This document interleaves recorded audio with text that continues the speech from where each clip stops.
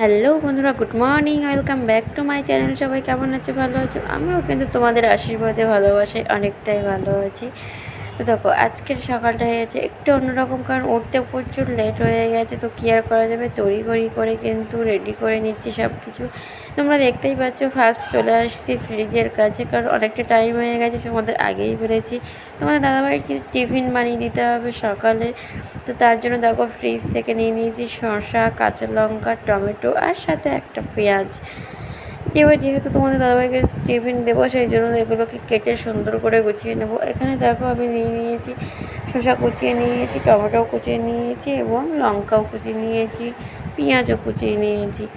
আর কি বলো তো, সকালে আমার যেদিন খুব দেরি হয়ে যায়, সে উঠতে বা কাজ বাজ গোছাতে যেদিন খুব দেরি হয়ে যায়, সেদিনই কিন্তু আমি এরকম শর্টকাটেই কাজ সেরে ফেলি, কারণ বেশি আর জটিলতায় আমি যাই না। তো তোমরাও যারা সকালে উঠতে এরকম দেরি করে ফেলো বা অন্য দিন এরকম কাজে বাজের সময় জাস্ট তাদের দেরি হয়ে যায়, তারাও কিন্তু এরকম শর্টকাটে কাজ সারতে পারো। তো তোমরা দেখতেই পেলে আমি সব কিছু রেডি করে নেওয়ার পরে কিন্তু একটু মুড়ি নিয়ে নিলাম, আর এখানে 1 কাপ পরিমাণে একটু চানাচুর দিয়েছি। ফার্স্টে দিয়েছিলাম একটু মিষ্টি চানাচুর, তারপরে দিয়েছি কিন্তু 1 কাপ পরিমাণে একটু ঝাল চানাচুর, কারণ বেশি চানাচুর দেওয়া যাবে না যেহেতু সকালবেলা, তার জন্য।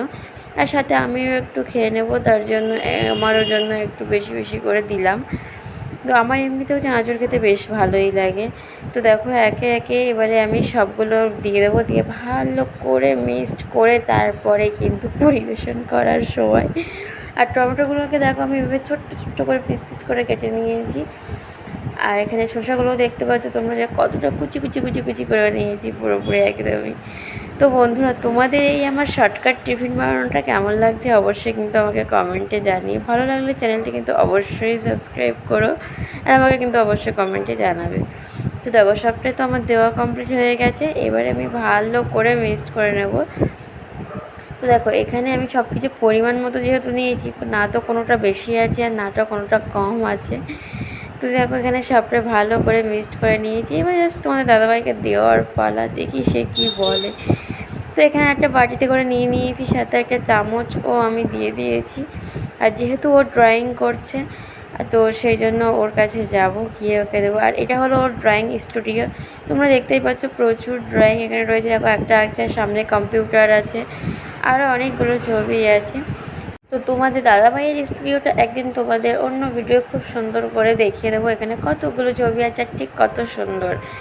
তো দেখো, এখানে তো তোমাদের দাদাভাইকে দিয়ে দিলাম, আর তোমাদের দাদাভাই ভুলবশত রং তুলি দিয়েই মুড়ি তুলতে যাচ্ছিলো। তো তোমরা তাহলে দেখতে থাকো, আমি ভিডিওটি এখানেই শেষ করছি। সবাই ভালো থেকো, পরের ভিডিওটি তোমাদের সাথে আবারও কথা হবে। আর তোমাদের দাদাভাই খেয়ে কিন্তু রিয়াকশানটা ভালোই দিয়েছে, সেটা তোমরা দেখেই নিয়েছো। তোমরা কিন্তু কমেন্টে অবশ্যই জানিও।